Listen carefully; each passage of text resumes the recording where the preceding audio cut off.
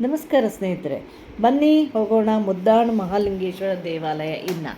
ಇನ್ನ ಎನ್ನುವಂಥ ಸ್ಥಳ ಪಡುಬಿದ್ರೆ ಹಾಗೂ ಕಾರ್ಕಳ ರಸ್ತೆಯಲ್ಲಿ ಒಂದು 10 ಕಿಲೋಮೀಟರ್ ಕ್ರಮಿಸಿದಾಗ ಒಂದು ದೊಡ್ಡ ಕಮಾನು ಸಿಗುತ್ತೆ.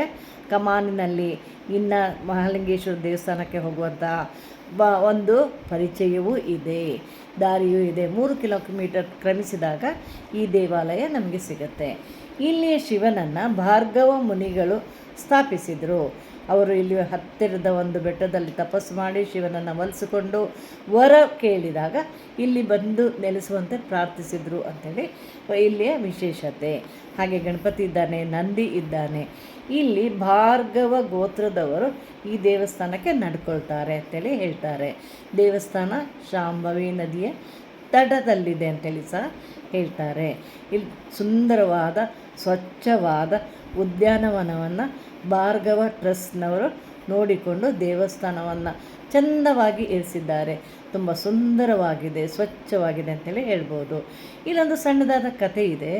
ಒಂದು ಕುಟುಂಬದವರು ಹತ್ತಿರದಲ್ಲಿ ನೆಲೆಸಿದವರು ಒಂದು ಸಲ ಬೇಯಿಸಿದ ಭತ್ತ ಹಾಗೂ ಬೀಜಕ್ಕೆ ಬಿಟ್ಟ ಭತ್ತವನ್ನು ಒಂದು ಕಡೆ ಇಟ್ಟಿದ್ರಂತೆ.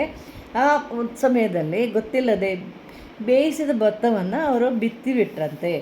ಮತ್ತು ಅವರಿಗೆ ಗೊತ್ತಾದಾಗ ದೇವರನ್ನು ಬಂದು ಕೇಳಿಕೊಂಡಾಗ ಪ್ರಾರ್ಥನೆ ಮಾಡಿದಾಗ ಇಲ್ಲಿ ಪ್ರಾರ್ಥನೆ ಮಾಡಿದ್ರಂತೆ.